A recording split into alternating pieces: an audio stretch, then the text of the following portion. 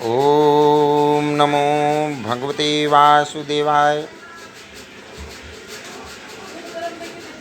भगवान विष्णु और गरुड़ जी की वार्तालाप, नरक की यातनाएं और नरक की यातनाएं कैसे मिलता है, उस विषय को भगवान विष्णु जी ने गरुड़ जी को कहा था कि जो ब्राह्मण अपने कार्यों द्वारा ब्रह्मणत्व से गिर जाते हैं वे भी नरक के गामी होते हैं।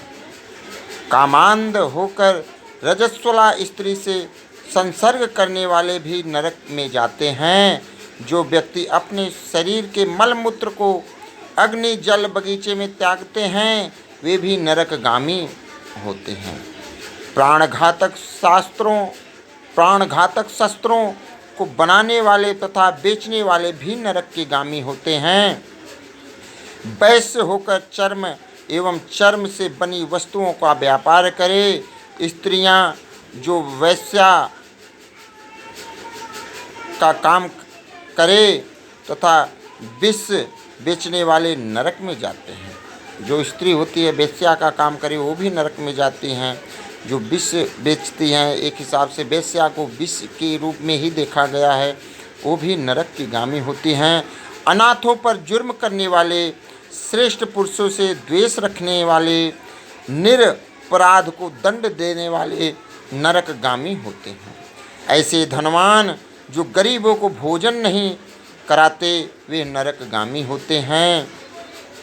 जो सब जीवों पर दया नहीं करते और प्राणियों में कुटिलता का व्यवहार करते हैं वे नरक को जाते हैं। जो नियमों को धारण करके फिर नियम तोड़ देते हैं वे नरक में जाते हैं। मोक्ष दिलाने वाले गुरु का जो सत्कार नहीं करते, पुराणों के कथावाचकों का जो आदर नहीं करते, ऐसे प्राणी नरक को जाते हैं। मित्रद्रोही, प्रीति को भंग करने वाले, आशा को भंग करने वाले पापी नरक को जाते हैं।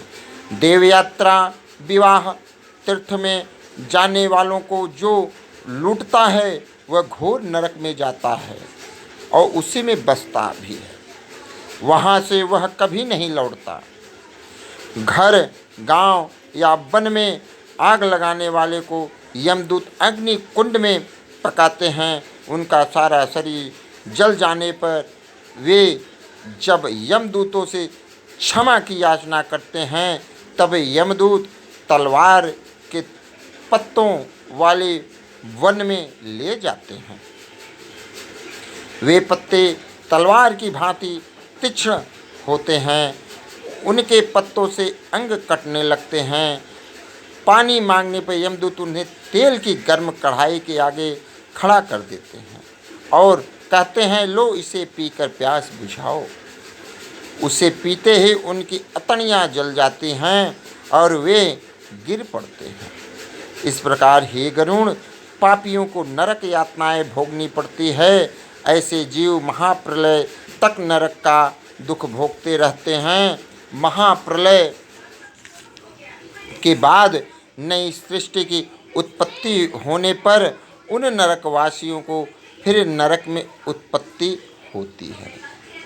यमराज की आज्ञा पाकर फिर वे पापी जीव पृथ्वी पर आकर स्थावर आदि की योनियों में जन्म लेते हैं। वृक्ष, गुल्म, लता, बेल, पर्वत आदि न चल सकने वाली स्थावर योनि कहलाती है।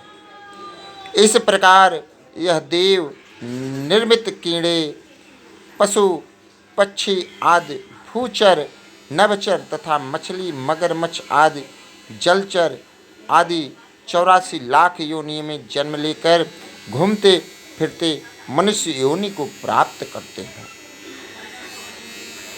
बहुत ही अच्छा गरुड़ जी को जीवन के विषय में, मनुष्य जीवन के विषय में, पुण्य कर्म न करने पर जो जो गलत काम कर रहे हैं उसके विषय में और उनको क्या दंड मिलता है उस विषय में गरुड़ जी को श्री भगवान विष्णु हरि जी ने बहुत ही अच्छे तरीके से उनको सारा विषय समझाया था।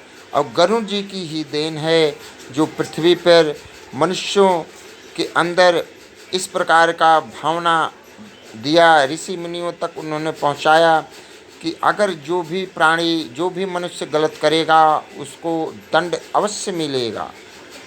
गीता में भी श्री कृष्ण भगवान ने कहा, रामायण में भी राम जी भगवान ने कहा, रामचरितमानस में तुलसी बाबा जी ने भी कहा था कि यह जो तन है वह सब कुछ प्रभु का है, मन भी प्रभु का है, तन भी प्रभु का है और तत्व भी प्रभु का है। और इसलिए आप कर्म करिए, प्रभु के शरणागत रहिए, अच्छे कर्म करेंगे तो अच्छे फल भी मिलेंगे और नरक से बचे रहेंगे। इसीलिए हे मानव, अच्छे कर्म करो और इन पापों से बचो।